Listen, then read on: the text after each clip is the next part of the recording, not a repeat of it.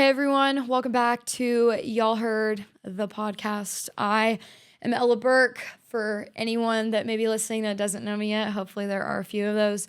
Analytics have been looking good. Been a few more pin drops on the map and all the things, and more downloads and listens, which I'm pretty pumped about. We're getting across those different various platforms that all this stuff goes out to. Obviously, today you just have me. We're doing a solo episode. Otherwise, you would be hearing someone else through your car speaker or your headphones, or seeing someone else different on your screen, but you're just stuck with me today. So, I'll be honest. I'm not really in the headspace right now to be filming. It's been a long week and it's only Wednesday. Just a lot of things to do, both professionally and personally, and it's like all good in the hood, though. I think it ties into the topic of conversation today, actually. I may be tired and I may not be in the headspace for it, but I'm still showing up because this is something that I have committed to. And this is something that I care about. And you guys are something I care about. So, yeah, I think today's topic of conversation is going to be really relative to a lot of people as far as just experiencing it yourself, or maybe a wake-up call for me as well. I'm guilty of what we're talking about at times for sure. And yeah, today we are going to call out the overcorrection culture about boundaries and self-care. And we're going to talk about how a lot of times we expect other people to show up for us and we want and desire community, but we are not willing to show up for other people and create community for them, even when it may be a little bit more difficult for you.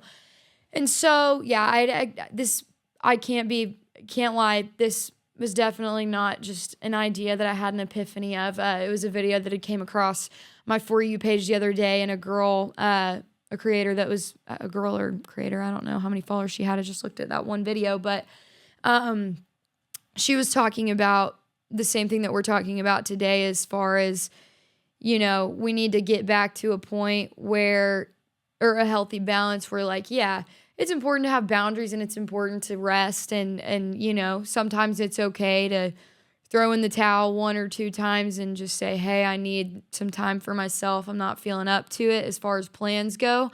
But also, we kind of need to get back to a point where, even if you are tired, or even if, there may be something shitty going on in your personal life, obviously depends upon how shitty. There's always a gray area. You still show up for people, and I'm guilty of it. There have been times, whether it be family or friends, where, yeah, I'm exhausted out of my mind and I'm burnt out, but regardless, those people are important enough to me to where I should be showing up, and sometimes I haven't. And so I think it's just a good conversation to be having, and so that's what we are going to, me, and then I guess you listen. I'd love to be able to just have people pop in with remarks at times, but that's what I'm going to sit here and yap and bitch about today. So, good stuff. First of all, I want to recognize how, one, we've decided to put everything on a damn t-shirt or a card or a needlepoint pillow, as far as, like hashtag I love my mental illness, and just weird shit like that I honestly think shouldn't be worn on a t-shirt or put on anything. This is one of those things. It's like, I saw a minted car at Target that's like, plans with you are the only ones I don't want to cancel. And then a needlepoint pillow that's like, my favorite kind of plans are canceled ones. And I'm like, it gets to a point. It gets to a point where I'm just like, it's a little much. And I think a needlepoint pillow and a card and a t-shirt and whatever other merch people decide to randomly come up with to just pay shit on, I think it's gone a little too far. And this is just a peak example of how we've normalized this behavior of not showing up for people in our own circles, but yet expecting the thing that we're not doing out of those people. And so, yeah, I think, of course, you're allowed to be tired and you're allowed to be exhausted. And sometimes you may need just some time to rejuvenate the mental. Totally cool. But are you using that as a default excuse to disengage and tend to your social battery that may be non-existent that day in the first place? I think, we've got to pivot and we've got to change up the mindset on that and say, hey, even though I may not be in the headspace for this, I'm going to show up and I'm going to do it because it's important and these people are important, whatever it is. And so, yeah, everybody says that they want a deep friendship and strong communities, but then we decide that we want to ghost for people's birthdays and cancel things over minor inconveniences. And again, there's a gray area. Like, obviously, if you've had a death in the family or like a death of somebody that you know, or, it's just been a day simply curated by Satan himself. I mean, yeah, all right. There's gray area and there are exceptions to every rule. Okay, I get that. I recognize that. And if you're bending over in that direction to be able to be like, well, that's not, blah, blah, blah. Well, you're not getting the point in general. But no, I just think it's ironic. It's ironic. I mean, there are plenty of times where, I've felt really low in a season of loneliness. I think there have been a lot of times where I might have been in a season or like a moment of loneliness and just, pity me, feeling so sorry for myself, whatever. No one wants to show up for me, blah. But then that affects how I show up for other people. And sure, I relate to the whole thing of, you constantly pouring into other people's cups that you have nothing to fill your own with. I get that. I'm guilty of it. I've felt that intensely. But I think we've gone so far in the opposite direction to where we're not doing hard things and excusing ourselves with things that just aren't necessarily valid anymore. And so, yeah, if your entire support system has to tiptoe around your needs, is it support or is it avoidance? It's avoidance, plain and simple. I think boundaries versus barriers is another good point to talk about. I think setting boundaries isn't the same as emotionally tapping out every time things get messy or inconvenient. A boundary is I can't talk about this right now, but I do care, or I may not be able to show up right now, but let's reschedule. I think that follow-up is super important. So you're solely creating that habit of like not showing up and simply becoming absent. And yeah, being in a community sometimes means showing up when it's not easy. And this conversation doesn't even necessarily have to be relative to, community. It also could be, for instance, this, like I could someday in the future, we're not there yet to where I've been doing this for long enough and nothing's happening monetarily or viewership wise where I have an excuse to bitch yet. We're still in the early phases. But it's like, this is just a hypothetical, but in 2 months, 3 months, 4 months, I could be sitting bitching about how, oh my gosh, I've put all this work into this and I'm not getting anything out of it, but I might have not recorded for the past 2 weeks. It's like, okay, well, consequences of your own actions, like pity me. No, you show up even when you're not in the mood or when it's hard. Like, I think that's important to do. It's an important thing to do. I don't think that friendships, relationships, work, relationships, both being romantic, family, friend, like whatever, the whole shebang, work, passion projects. I mean, whatever it is you may be into, it's not always convenient, but you do it. Would you want somebody to skip your birthday dinner simply because they needed to recharge? I mean, it gets to a point, like I said, there may be dire circumstances where like something just life altering happened to you and you may not be able to show up in that moment. Okay, yeah, your friends are going to understand that, of course.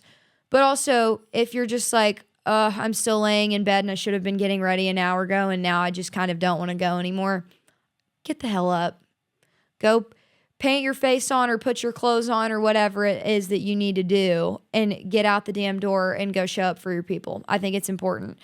Not every plan is a drain on your energy, and sometimes it ends up being the thing that lifts you up. I can't tell you the amount of times where I've been like, oh my God, I don't want to do this. Like, this sounds like actually the world's worst thing that I could possibly be engaging in right now. And then I actually go and I do the thing and I'm like, you know what? I'm glad I did this. It's, there are plenty of situations like that in life, whether it be going out with your friends or, going to like a networking cocktail hour, or, like we went to a convention for work a couple weeks ago. And I mean, there were parts where I was like, all right, nah, I don't know how much I want to be involved in this, but we would go to those things and show up and actually created very good results out of them. And I'm like, okay, yeah, I'm glad I came. But, we're all low capacity until the right person invites you out to do something that is just a blast. And I don't necessarily think, this is another thing. I think we've also normalized talking and bragging and boasting about how busy we are. Not talking about it. It's okay to be busy, of course.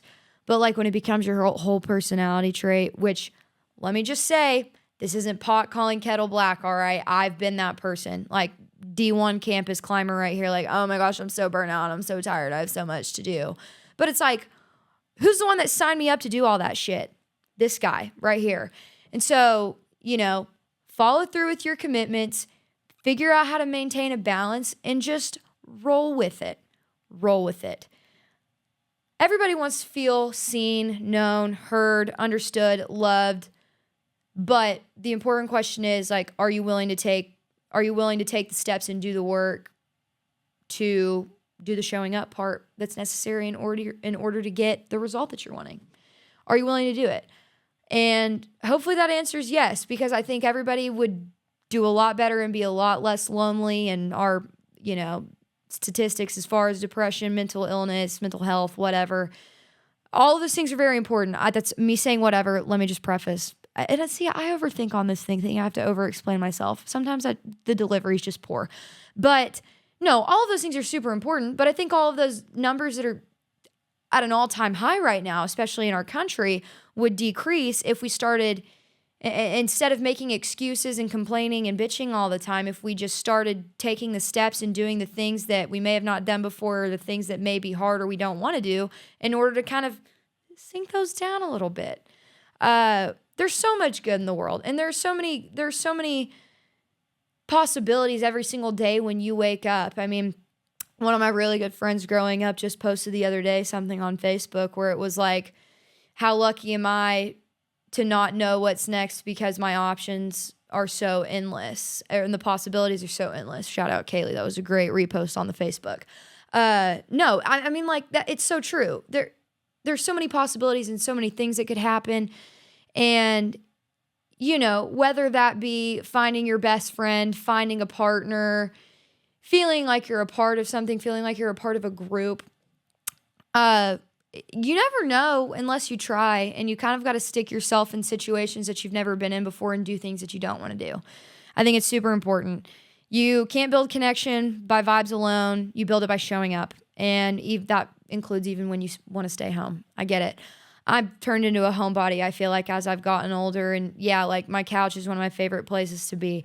Love to turn on Scandal, New Girl, Law and Order, The Office, like whatever, any TV show that I can just sit and really get into. Just started watching The Hunting Wives, I think is what it's called on Netflix. It's pretty crazy. But no, that my couch is my favorite place to be half the time. But it's also like, I got to put in effort to make sure that I'm maintaining these friendships and connections. And this includes even living with my boyfriend. I mean, like, we cohabitate. So it's like, I think sometimes I've realized I've gotten a little too comfortable just simply existing and being on my phone around him. And sometimes I feel disconnected. And then I'm like, well, am I doing the work to feel connected? But yeah, I think you've got to be willing to do stuff in order to better your connections with people, develop connections with people, maintain them. And then you have a better appreciation for what you're actually blessed with in your life. I think another good point to hit on is when boundaries become one-sided. I think it's really important to ask yourself, are you the only one setting boundaries, and are you also respecting other people's? I think a lot of times, while I love therapy, I think it's important. I think everybody should do it at least once in their lives to see if it's a thing for them. I think it's really important just in general to have a a non-biased, unbiased presence in your life to kind of shoot the shit with you and tell you where you're screwing up. But I think a lot of people have confused that with finding a therapist that just simply enables their bad behavior. And I think we've gone a little too far with the therapy talk and loving ourselves. I mean, of course, it's important to love yourself, but it's also like be, you shouldn't be the focal point as far as everyone else's world revolving around you and you calling the shots all the time. And again, there are plenty of these points I'm hitting on that I'm guilty of. There are plenty of arguments that I've had with my boyfriend where I am the one that wants to structure the conversation, and have the conversation, but I'm not willing to hear him out in the same way that I'm expecting him to hear me out. And so it's like, it's just things like that. You've got to ask yourself, are you the only one setting boundaries, or are you also respecting other people's? It's important.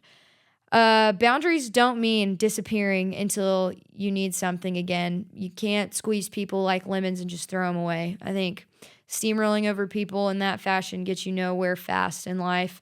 And sure, it may get you to the top, but underneath you are a bunch of people that hate your effing guts. So got to find the healthy balance. But yeah, if all your boundaries are about protecting you and none of them include showing up for others, you're not setting boundaries, you're avoiding reciprocation. It's important. I think another good point, an important point to hit on, is how digital connection does not replace actual presence. Me texting, of course, distance is something that's important to consider. But again, like I said, there's gray area in every single part of this episode and conversation that we're having today. But sending your best friend a text that's like, happy birthday, I hope you have the best day ever, that's in the same town as you, and not showing up to their birthday dinner, or they have a big promotion at work and they're having a dinner for it, or an event that they're involved in that they want you to attend, and just like, it's not the same texting them as it is you actually physically showing up and being there.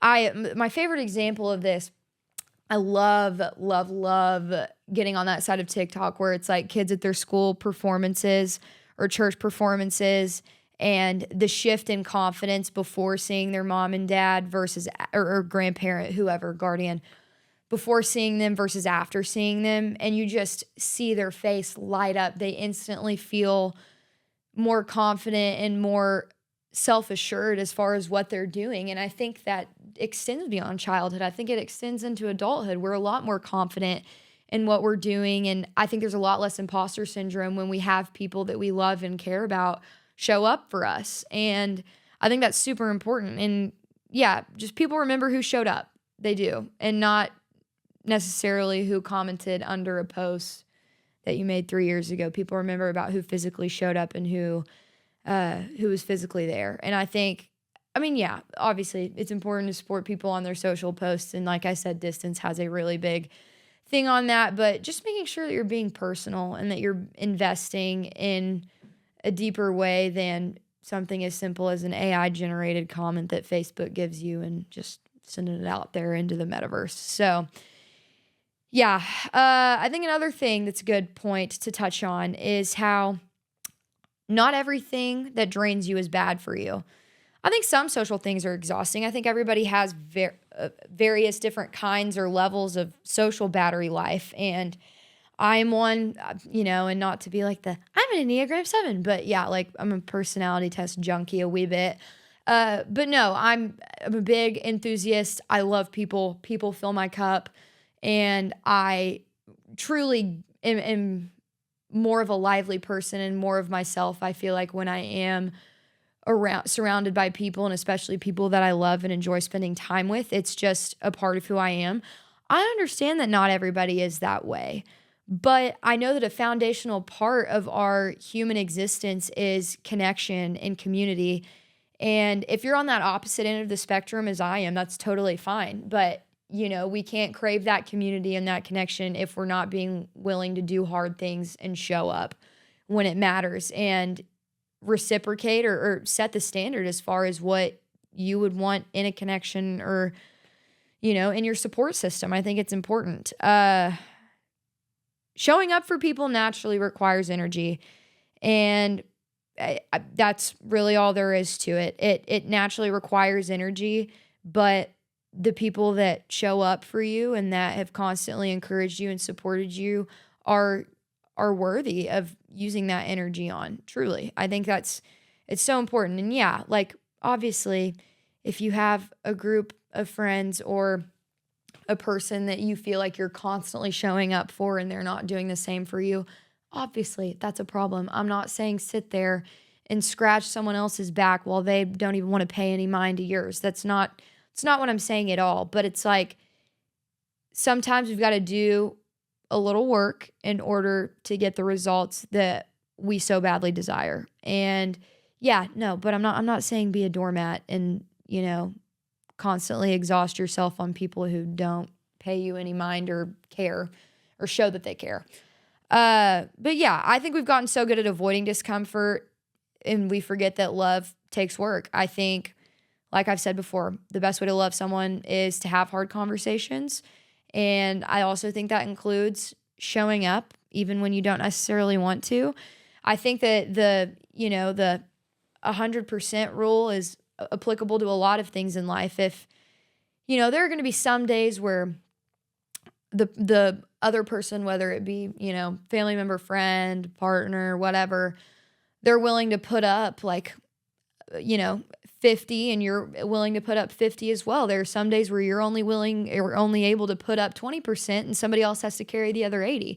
But it's a give and take. It's a give and take. And so, it's important to maintain that balance and yeah, just realize that it takes work and sometimes we have to show up a little bit more than what normally you require yourself to do.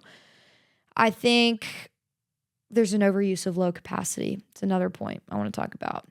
Low capacity is real, but not when it becomes a lifestyle. If you always don't have the energy to engage in social situations or engage in like the relationships that matter to you, you need to ask yourself why, figure it out, because it's probably exhausting to be around. I know I can be exhausting to be around as far as that goes. Like there have been plenty of times where, with even my parents, I'm like expecting them to show up for me in some way, but I'm not, doing the things that are expected of me that would probably make them a little bit happier to show up for me in the way that I'd like them to. And so, yeah, nobody's asking you to perform. People just want you to show up and be there. And yeah, another point is community is not only built during your high energy months. It's just not. Obviously, every season's different. Every month is different. There are busier times. There's more downtime for people in certain months. And there's times where life happens, shit happens, and hits you like a truck. You're exhausted emotionally. And, tragic things happen too. I think that's important. But I also think it's one of those things too. And this is another thing that's relative to the conversation. I think a lot of people want to show up when people are at their lowest, but they're not willing to show up when people are winning. And I think that kind of goes to show a lot as far as like who someone is as a person and also like the value of a relationship or a friendship. And I think it's important to be consistent, whether a person is having a big win or suffering a really big loss. And so again, I've said balance probably a million times in this episode, but it's all just a balance. And you've got to figure out what works for you, but also we've just got to quit normalizing this whole not showing up for people thing just because we don't feel like it. If that's your excuse, find a better one. Or just go show up and do the thing. And I'm sure you'll be a lot happier that you did it. Today was a little bit shorter of an episode than I probably would have liked it to be. But again, like I said, I'm not exactly in the headspace today to be like, I'm loving filming right now. I'm zonked AF, but I'm showing up because this is important to me. I want to see results, and putting out stuff consistently is something that I strive to do. So yeah, It's been real. It's been fun. As always, unironically, like, subscribe, share, comment. Please, I'm asking if you're listening to this, like, do one, if not all of those, show up for me in a way. Just a wee bit. Haha, just kidding. But no, that seriously would be greatly appreciated because SEO, search engine optimization, as marketing, has already improved as far as like looking it up on Google and looking it up on streaming platforms. Like when I look up y'all, it's like one of the first things that comes up, but also that probably has to do with the fact that I've looked it up so many times. But no, I think it is better. So anything that you can do to help out as far as that stuff goes and pushing it out there, let me know. But yeah, I need to go make some clips of this solo episode. Need to make some clips of this episode and some of the past episodes that we've had as far as guests, which hopefully you guys enjoyed. Jerry and Jake, maybe keeping it consistent with the next one as far as Jays go. I'm just kidding. I don't know. Jasmine, you should come on at some point. But yeah, we'll have a guest on next week. Stay tuned. And as always, have a happy Thursday. And I'll see y'all on next week's episode of Y'all Heard. Bye.